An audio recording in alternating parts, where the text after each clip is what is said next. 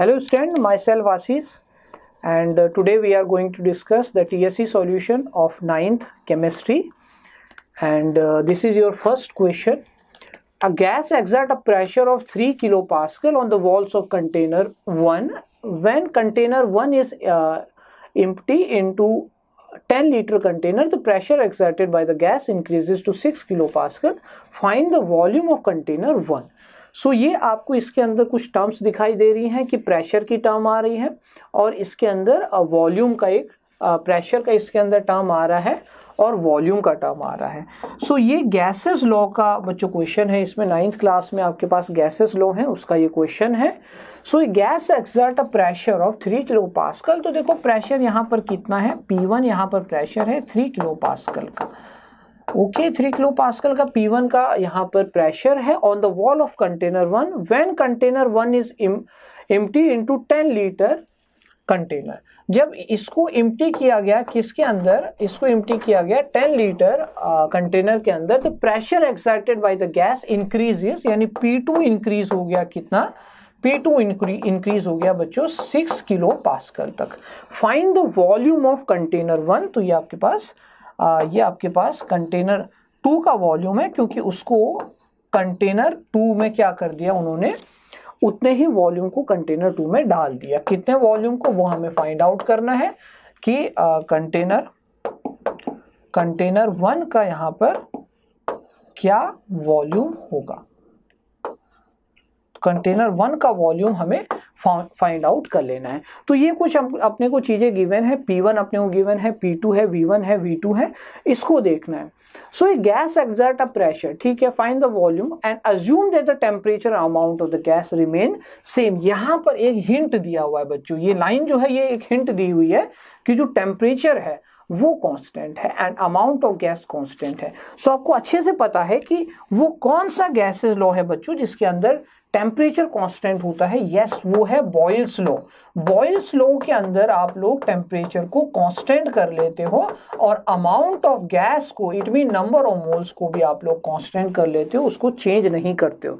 सो Boyle's law क्या कहता है, बॉयल्स लॉ कहता है कि under similar condition of temperature and pressure, the pressure similar condition of temperature and number of moles, जो प्रेशर होता है वो इनवर्सली प्रोपोर्शनल टू किसके हो जाता है, वॉल्यूम के हो जाता है। जितना ज्यादा आप प्रेशर लगाओगे कंटेनर पर उतना उसके अंदर जो गैस का वॉल्यूम है वो कम होता जाएगा। इसका मतलब P को अगर मैं यहाँ पर कन्वर्ट करूं तो K बाई V। K कहाँ से आया भाई, ये प्रोपोर्शनैलिटी कांस्टेंट है। जब मैं साइन को हटाऊंगा तो मैं K से रिप्लेस कर सकता हूं। फिर कांस्टेंट K किसके इक्वल है, तो साफ दिखाई दे रहा है P इंटू V के इक्वल है। यानी कि अगर P इंटू V के ये इक्वल है तो मैं ऐसे कहीं कंटेनर में P1 V1 equal to P2 V2 कर सकता हूं। सो मैंने वही फॉर्मूला बच्चों यहां पर अप्लाई किया कि P1 V1 कांस्टेंट है, इक्वल है, किसके इक्वल है भाई, P2 V2 के इक्वल है। जैसे आपको ये फॉर्मूला पता लगा, आपने इसमें वैल्यूज रखी, 3 इंटू V1 कितना है आपने वो कैलकुलेट करना है, P2 कितना है 6, V2 कितना है 10। जैसे आपने V1 देखा, V1 आ गया 60/3, आपका आंसर आ गया 20 लीटर्स। बस ये A आपने देखा 20 लीटर्स। सो इसमें कुछ नहीं हो रहा है, बॉयल्स लॉ को अप्लाई करना है, टेम्परेचर कांस्टेंट दिया हुआ है और ये आपके पास हिंट दिया हुआ है। मैंने बॉयल्स लॉ आपको यहाँ पे समझाया कि ये कैसे अप्लाई होगा। प्रैक्टिकल लाइफ की बात है, आप किसी भी गैस कंटेनर में अगर प्रेशर को बढ़ाओगे तो उसके अंदर जो वॉल्यूम है गैस का वो डिक्रीज होता जाएगा। ठीक है भाई, ये अपने को क्लियर है। तो नेक्स्ट क्वेश्चन में चलते हैं। नेक्स्ट क्वेश्चन है टीएससी का आपके पास। सो बच्चों ये है अपने पास third question, which of the following statement is true about the solubility of a gas. So solubility of gas के बारे में पूछा हुआ है, इसको हम लोग देख लेते हैं। तो सॉल्युबिलिटी ऑफ गैस के बारे में ये क्वेश्चन है। तो solubility of solid in liquid increases on decreasing the temperature. तो इन्होंने बनाया है इसको इनवर्सली प्रोपोर्शनल कि ये सॉलिड अगर लिक्विड में डिसॉल्व करोगे तो टेम्परेचर का क्या इफेक्ट पड़ेगा। सो इसमें आप देखो कि अगर आप किसी भी सॉलिड को लिक्विड में डिसॉल्व करो सॉलिड जब भी लिक्विड में डिसॉल्व हो रहा है, चाहे वो NaCl है, चाहे वो आपके पास शुगर है, सुक्रोज है, ग्लूकोज है, जब आप उसको डिसॉल्व करते हो और स्लाइटली उसको हीट करना स्टार्ट कर देते हो तो उसकी सॉल्युबिलिटी बढ़ती जाती है। जितना आप उसको हीट करते रहोगे उतनी सॉल्युबिलिटी उसकी इंक्रीज होती जाएगी। सो भाई ये तो डायरेक्टली प्रोपोर्शनल होता है, सॉल्युबिलिटी डायरेक्टली प्रोपोर्शनल है टेम्परेचर के in case of solid in liquid. But यहां दिया हुआ है इनवर्सली प्रोपोर्शनल, तो ऑब्वियसली ये फर्स्ट ऑप्शन तो अपना सही है नहीं। सेकंड की बात कर रहे हैं, सेकंड प्रेशर की बात हम थोड़ी देर में करेंगे, पहले दोनों टेम्परेचर की बात कर लेते हैं। Solubility of gases in liquid increasing solubility of gases in liquid decreases on increasing the temperature। अब ये है इनवर्सली प्रोपोर्शनल दिया हुआ है। देखो जब आप किसी गैस को लिक्विड में डिसॉल्व करते हो, सपोज आप वाटर ले लो, वाटर के अंदर ऑक्सीजन गैस डिसॉल्व स्टेट में होती है, तभी तो सारे एक्वेटिक एनिमल उसमें से ब्रीथ कर पाते हैं। आप वाटर को हीट करना स्टार्ट करो, आप उसको बॉईल करना स्टार्ट करो, क्या होगा, उसके अंदर से बबल्स बनेंगे और जो ऑक्सीजन गैस उसके अंदर थी वो धीरे धीरे कम होनी स्टार्ट हो जाएगी। सो ऑक्सीजन गैस का रिमूवल हो रहा है, ऑक्सीजन गैस गायब हो रही है। सो जब ऑक्सीजन गैस ही रिमूव हो रही है, जब गैस का कंटेंट ही कम हो रहा है, सो सॉल्युबिलिटी भी तो कम ही होगी। सो उसकी सॉल्युबिलिटी इनवर्सली प्रोपोर्शनल आ रही है टेम्परेचर की। और क्वेश्चन में भी, ऑप्शन में भी दिया हुआ है कि gases in liquid decreasing on increasing the temperature. बिल्कुल सही बात है, सी अपने पास बिल्कुल सही ऑप्शन आ रहा है। फिर भी हम बाकी ऑप्शन चेक कर लेते हैं। टेम्परेचर का हमने इफेक्ट देखा, प्रेशर का क्या हो जाएगा, बिल्कुल अपोजिट इफेक्ट आ जाएगा कि pressure, solubility of solid in liquid increasing on increasing the pressure, तो उससे क्या हो जाता है, प्रेशर के वो इनवर्सली प्रोपोर्शनल हो जाता है। सो टेम्परेचर के डायरेक्टली प्रोपोर्शनल है सॉलिड इन लिक्विड, और प्रेशर के वो क्या हो जाएगा, इनवर्सली प्रोपोर्शनल आ जाएगा। So which of the following statement is true about the solubility of gas, तो अपने पास सी ऑप्शन उसमें करेक्ट हो जाएगा। फोर्थ आपके पास बच्चों जो क्वेश्चन यहाँ पर दिया हुआ है, the amount of heat needed for the face change is 300 kilo calorie, calculate the latent heat of 5 kg material. ये लेटेंट हीट क्या है, ये आपने अच्छे से पढ़ा हुआ है कि जो लेटेंट हीट है वो स्टेट को चेंज करता है मटेरियल की, सॉलिड से लिक्विड में चेंज करेगा, लिक्विड से गैस में चेंज करेगा। बट यहाँ पर एक की पॉइंट है कि जब भी आप लेटेंट हीट दे रहे हो तो temperature remains constant, temperature change नहीं होगा। 0 डिग्री पे दे रहे हो, that is latent heat of melting 0 पर ही रहेगा। 0 पर, 0 डिग्री सेल्सियस पर वाटर, आइस और लिक्विड दोनों में एग्जिस्ट करता है, और 100 डिग्री पर वो स्टीम और बॉइलिंग वाटर दोनों में एग्जिस्ट करता है। उसका रीजन है behind this is latent heat. So latent heat में कभी भी टेम्परेचर चेंज नहीं होता है, बट स्टेट चेंज हो जाती है। Yes, this is possible because latent heat के दौरान kinetic energy remain same, kinetic energy same रहेगी, काइनेटिक एनर्जी कभी भी चेंज नहीं जाएगी।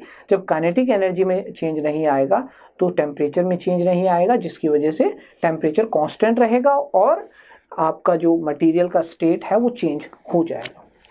सो यहाँ हमें लेटेंट हीट का एक फॉर्मूला यूज करना है, बहुत जनरल सा फॉर्मूला है लेटेंट हीट। लेटेंट हीट जो होता है equal to Q upon M। Q क्या होता है बच्चों, अमाउंट ऑफ हीट, कितना उन्होंने दिया हुआ है, नीडेड है, कितना हीट है, कितना अमाउंट है हीट का, डिवाइडेड बाई कितना अमाउंट है किसका, सब्सटेंस का। तो हीट का अमाउंट डिवाइडेड बाई सब्सटेंस का अमाउंट, इससे हम लोग लेटेंट हीट को कैलकुलेट कर सकते हैं। तो अमाउंट ऑफ हीट बच्चों अपने पास कितना है, 300 किलो कैलोरी अपने पास हीट का अमाउंट गिवन है, प्लस 5 kg के अंदर इसको देना है, तो 5 kg आप आसानी से इसको कैलकुलेट कर सकते हैं। आ जाएगा आपके पास 60 किलो कैलोरीज पर kg। So option number A यहाँ पर करेक्ट है कि 60 किलो कैलोरी पर kg, ऑप्शन ए करेक्ट हो जाएगा। तो आई होप आपको लेटेंट हीट का इंपॉर्टेंट कंसेप्ट आप जाकर के दोबारा इसमें रिवाइज करोगे। फोर्थ क्वेश्चन बच्चों हम देख रहे हैं, अपने पास 4 substances were thoroughly mixed with water, 4 different substances को वाटर के साथ मिक्स किया हुआ है to obtain mixture ABCD and some of their properties given below. ठीक है भाई, उन्होंने क्या किया, 4 मिक्सचर्स बनाए हैं, 4 सॉल्यूशन, 4 सब्सटेंसेस को वाटर में डिसॉल्व किया, 4 का मिक्सचर बना दिया और उन चारों की प्रॉपर्टीज यहाँ पर गिवन है। देखो, path of light, path of beam of light passing through was visible। Path of light क्या होता है, पाथ ऑफ लाइट ये कह रहे हैं कि विजिबल है। भाई किसके अंदर विजिबल है? पाथ ऑफ लाइट ए में विजिबल है, बी में विजिबल है, डी में विजिबल है। ये पाथ ऑफ लाइट क्या होता है? जब भी आप किसी मिक्सचर से एक लाइट की बीम पास करोगे तो उस मिक्सचर के अंदर से अगर वो जाती हुई दिखाई दे रही है, दैट इज कि उसके पार्टिकल साइज बड़े हैं, उसके सॉल्यूट के पार्टिकल साइज कंसिडरेबली लार्ज हैं, जिससे वो जो लाइट का पाथ है उससे टकरा रहा है और लाइट आपको विजिबल हो रही है। ठीक है भाई, पाथ ऑफ लाइट विजिबल है ए बी डी में, तो बड़े पार्टिकल साइज किस में होते हैं?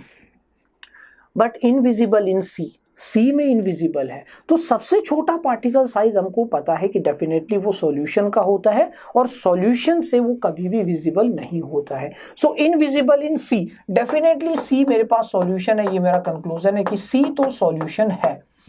ठीक है, ए बी डी अपने पास सस्पेंशन हो सकता है, कोलोइड हो सकता है।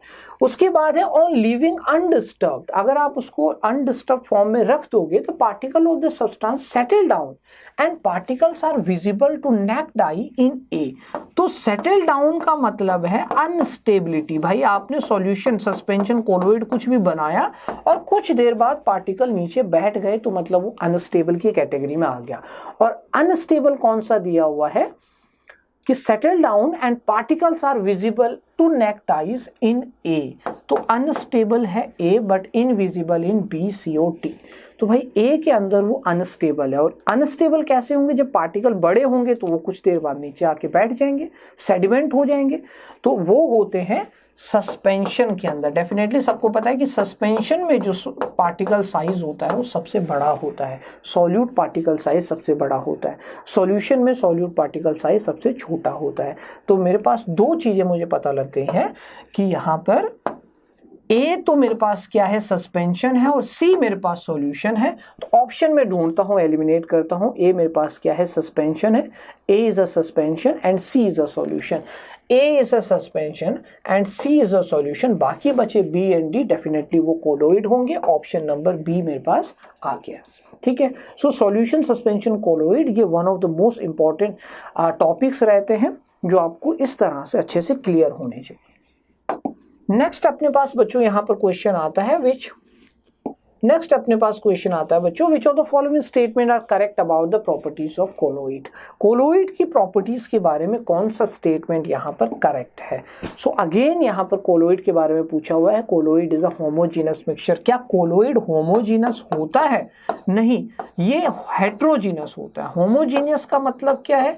होमोजीनियस का मतलब है, होमो मतलब है सेम, जिनका बाउंड्री नहीं दिखाई देती है, जिसमें कोई सेपरेशन और बाउंड्री नहीं होती है, दे आर होमोजीनस। होमोजीनस मतलब सेम, कोई बाउंड्री नहीं है। तो ऐसा तो है नहीं भाई, कोलोइड के अंदर तो कोलोइड होमोजीनस होता है मेरे पास सॉल्यूशन, ओनली सॉल्यूशन। और हेट्रोजीनस का मेरे पास दो कैटेगरीज बन जाती हैं। हेट्रो मेरे पास रहेगा बच्चों सस्पेंशन भी और कोलोइड भी, दे आर हेट्रोजीनस। पहले ही आपने ये पढ़ा हुआ है, सो आप इसको एलिमिनेट कर लेंगे the size of the particle. Colloid is a homogeneous mixture, बिल्कुल गलत है। हमें यहाँ पर करेक्ट चाहिए, तो जिस ऑप्शन में ए है उसको एलिमिनेट कर लो। ए नहीं हो सकता है, सी नहीं हो सकता है, डी नहीं हो सकता है। विदाउट कुछ आगे बढ़े मैं ऑप्शन बी को टिक कर सकता हूँ। तो एक स्टेटमेंट पढ़ के मैं क्वेश्चन को, उसके ऑप्शन को एलिमिनेट करके फटाफट आंसर निकाल सकता हूं। बाकी स्टेटमेंट मैं आपके लिए पढ़ देता हूं। बाकी स्टेटमेंट देखो क्या है, the size of the particle of colloid is too small to be individually seen by naked eyes. क्या ये स्टेटमेंट सही है? तो यस, कोलोइड का पार्टिकल साइज इतना भी बड़ा नहीं होता है कि सस्पेंशन की तरह आप उसको देख पाओ, आप उसको नहीं देख पाओगे। And colloid are big enough to scatter a beam of light, but हाँ इतना बड़ा पार्टिकल साइज जरूर होता है कि उसके अंदर से लाइट पास होती हुई दिखाई देगी, उन पार्टिकल से टकराते हुए दिखाई देगी। सो लाइट स्कैटरिंग होती है जिसको टिंडल इफेक्ट कहते हैं। So make its path visible. So definitely answer B and C are correct. यही मेरे पास करेक्ट स्टेटमेंट है। ठीक है, नेक्स्ट बढ़ते हैं अपने सेवेंथ क्वेश्चन की तरफ। सेवेंथ अपने पास क्वेश्चन है, सॉल्यूशन इज होमोजीनस मिक्सचर। देखो बच्चों, सॉल्यूशन, सस्पेंशन, कोलोइड बहुत ही इंपॉर्टेंट है। केमिस्ट्री में आप देख रहे हो सारे क्वेश्चन कहीं ना कहीं उससे रिलेटेड आ रहे हैं। A solution is a homogeneous mixture of two or more substances, बिल्कुल सही है, बिल्कुल सही है। सॉल्यूशन एक होमोजेनस होता है to or more unreactive substances का। विच of the following is a solution, कौन सा सॉल्यूशन है? सॉल्यूशन में कोई बाउंड्री नहीं होनी चाहिए। सॉल्यूशन अनरिएक्टिव सब्सटेंसेस का एक होमोजेनस मिक्सचर होता है। मिल्क की बात की जाए, मिल्क क्या है? आपको लगेगा कि milk is a solution, but बच्चों मिल्क एक कोलोइड होता है। कोलोइड के अंदर इमल्शन होता है, लिक्विड इन लिक्विड, उसको मिल्क कहते हैं। तो मिल्क को कभी भी आप सॉल्यूशन नहीं कहोगे। स्मोक आपके पास एक सस्पेंशन की तरह काम कर रहा है, या आप कोलोइड कह सकते हो। स्मोक में क्या होता है? सॉलिड पार्टिकल्स होते हैं गैस के अंदर, उसको स्मोक कहते हैं। डेफिनेटली ये भी होमोजेनस नहीं है। ब्रास है आपके पास, ये ब्रास क्या है? ब्रास आपके पास एक अलॉय है, ब्रास एक अलॉय है अपने पास, और अलॉयज होमोजेनस मिक्सचर होते हैं टू और मोर मेटल्स के या फिर नॉन मेटल्स के, और ब्रास अपने पास कॉपर और जिंक का मिक्सचर होता है। ठीक है, ये एक होमोजेनस मिक्सचर है विदाउट बाउंड्री। यहाँ पर कॉपर जिंक आता है, ब्रास, और ब्रॉन्ज जो होता है बच्चों, ब्रॉन्ज होता है कॉपर एंड टिन। ठीक है, bronze copper tin, it is also alloy. Brass and bronze are alloy. Stainless steel alloy होता है। सो फेस क्रीम क्या है? फेस क्रीम भी कोलोइड होता है। तो डेफिनेटली अपना आंसर क्या है? A solution is homogeneous mixture. तो अपना आंसर है C, that is brass. Brass, bronze, stainless steel, ये सब अलॉयज होते हैं, and alloys are homogeneous mixtures. ठीक है भाई, नेक्स्ट अपने पास आ रहा है which of the following is correctly matched. Again कहीं ना कहीं ये कोलोइड से रिलेटेड क्वेश्चन है। आप देखो कितना इंपॉर्टेंट टॉपिक्स है। जेल, कोगुलेशन, मिसेल, फ्लोक्यूलेशन, इन टर्म्स का आपको पता होना चाहिए बच्चों। जेल क्या होता है, कोगुलेशन, मिसेल्स एंड फ्लोक्यूलेशन क्या होता है। देखो इसके अंदर अगर आप देखोगे तो जो कोगुलेशन होता है, वो कोगुलेशन एक रिवर्सिबल एग्रीगेशन होता है। पहली बात मैं ये बता दूं कि कोगुलेशन रिवर्सिबल एग्रीगेशन यहां पर होता है। कोगुलेशन यहां पर रिवर्सिबल एग्रीगेशन आ जाएगा, और जो फ्लोक्यूलेशन वर्ड होता है, वो इरिवर्सिबल होता है। अब ये होते क्या है मैं आपको बता देता हूं।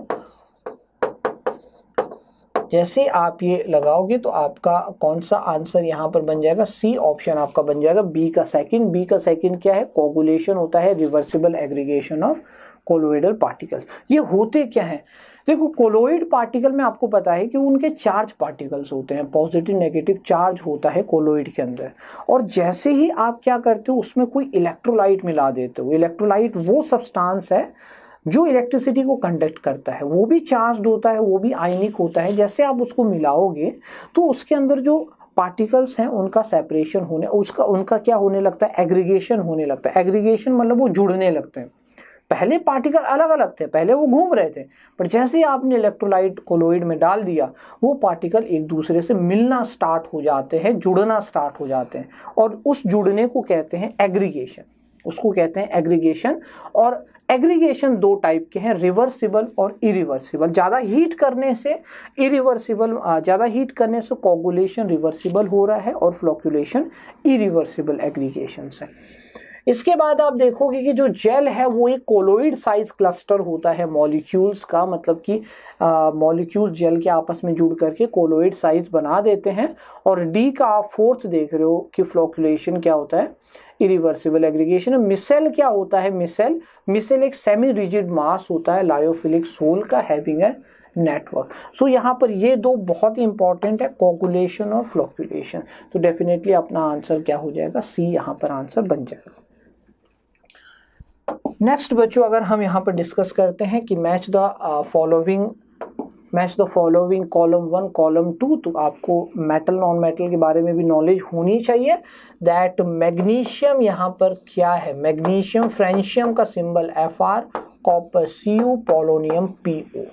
क्या है भाई? ट्रांजिशन मेटल्स क्या है? एल्कलाइन क्या है? चैल्कोजेंस क्या है? एल्कली मेटल क्या है? इनके बारे में आपको मैं बता देता हूँ। एल्कली मेटल्स क्या होते हैं? ग्रुप नंबर 1 में रखे जाते हैं। पीरियोडिक टेबल आप सबने देखी हुई है।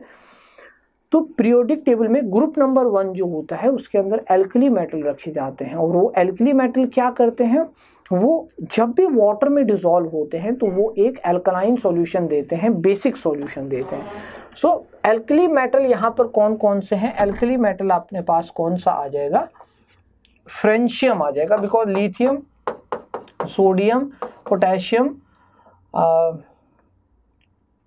रुबिडियम और फ्रेंशियम, ये अपने पास आ जाएंगे एल्कली मेटल। सो फ्रेंशियम यहाँ पर एल्कली मेटल हो जाएगा। सेकंड का आ गया डी। सेकंड का डी कहाँ कहाँ है? सेकंड का डी है, एक ए में तो है नहीं, डी में तो है नहीं, ठीक है। अब मैग्नीशियम यहाँ पर क्या आया? फ्रेंशियम आ गया, डी आ गया, ठीक है। डी मतलब एल्कली मेटल यहाँ पर बन गया, ये अपने पास बन गया एल्कली मेटल, ठीक है, एल्कली मेटल बना। सो चेल्कोजेंस क्या होते हैं? चेल्कोजेंस वो फैमिली होती है जो ओर को बनाती है, ओर फॉर्मिंग फैमिली होती है। और ओर कौन बनाता है? ऑक्सीजन की फैमिली। ये वाली जो फैमिली है ये ओर बनाती है, और ओर्स को बनाने के लिए यहाँ पर पोलोनियम है। सो पोलोनियम फोर्थ का क्या आ जाएगा? सी आ जाएगा। तो फोर्थ का सी कौन सा ऑप्शन आपको दे रहा है? बी ऑप्शन दे रहा है। डेफिनेटली इसका आंसर बी हो जाएगा। बाकी आपने देखने हैं तो मैग्नीशियम क्या होता है? एल्कलाइन अर्थ मेटल होता है। ये अर्थ के अंदर इसके ऑक्साइड्स मिलते हैं और ये भी बेसिक नेचर के होते हैं। तो एल्कलाइन मेटल कौन सा होता है? Beryllium, magnesium, calcium, strontium, barium, radium, ये एल्कलाइन होते हैं। ये कहाँ मिलते हैं? ग्रुप नंबर 2 में। एल्कली कहाँ मिलेंगे? ग्रुप नंबर 1 में, ठीक है। ट्रांजिशन क्या होते हैं? तो बचा हुआ ऑप्शन है कॉपर। ट्रांजिशन का मतलब होता है डी ब्लॉक, जो एस और पी के बीच में आता है और उसके अंदर एक मेंबर है कॉपर। सो अपने पास ऑप्शन कौन सा हो गया? ऑप्शन नंबर बी अपने पास करेक्ट आ गया। अगला क्वेश्चन हम लोग डिस्कस करते हैं। अगला क्वेश्चन है valencies of nitride ion and nitrate ion are respectively. So ions आपने अच्छे से पढ़े हुए हैं। नाइट्रेट होता है NO3 -1, -1 की वैलेंसी है। नाइट्राइट क्या होता है भाई? तो नाइट्राइट होता है NO2 -1, ठीक है। सो दोनों में वैलेंसीज कितनी आ रही है? -1 की वैलेंसीज आ रही है। तो valencies of nitrate ion and nitrite and nitrate ion are respectively 1 and 1। 19 का बी ऑप्शन अपने पास आ जाएगा। दोनों की वैलेंसीज कितनी है? 1 and 1 वैलेंसीज आ रही है, -1 नाइट्रेट। नाइट्राइड क्या होता है? तो नाइट्राइड होता है मोनो एटॉमिक N-3, ठीक है। नेक्स्ट अगर हम क्वेश्चन में चलें, जो कि अपने पास लास्ट क्वेश्चन है।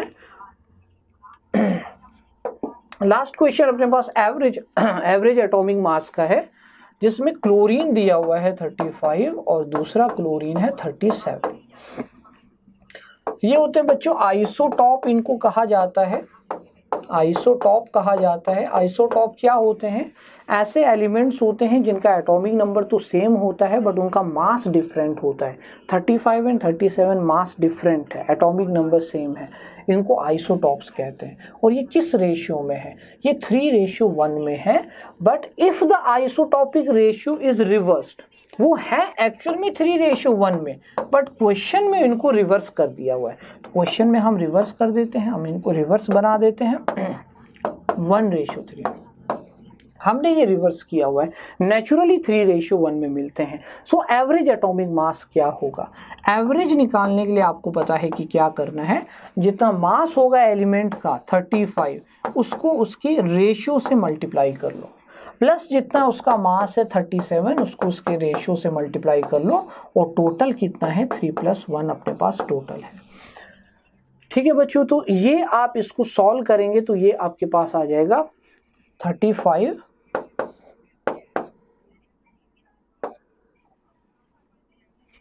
ये अपने पास आ जाएगा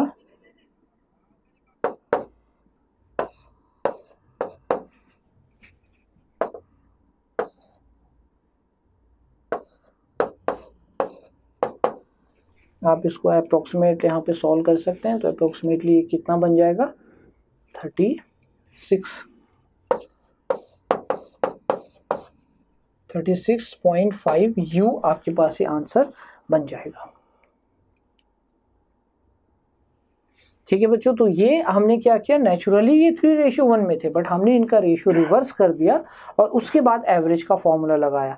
एवरेज फॉर्मूले में क्या करना है, जो इसका मास होगा 35 उसके रेशियो से मल्टीप्लाई कर देना है, जो इसका मास 37 है उसके इसके रेशियो से मल्टीप्लाई करके टोटल रेशियो हम लोगों ने निकाल लेना है। 4 है और उसके बाद 36.5 इसका आंसर आ जाएगा। अगर मैं रेशियो को रिवर्स नहीं करता तो 35.5 इसका नॉर्मली एवरेज एटॉमिक मास होता है क्लोरीन का, बट क्योंकि क्वेश्चन में रिक्वायर्ड था कि एवरेज को कि रेशियो को रिवर्स कर दो, इसीलिए 36.5 ऑप्शन यहाँ पर बन जाएगा। ठीक है बच्चों, आई होप आपको ये सॉल्यूशन क्लियर हो गया है। सो ये 9th क्लास का अपना TSC का केमिस्ट्री का सॉल्यूशन है। Thank you.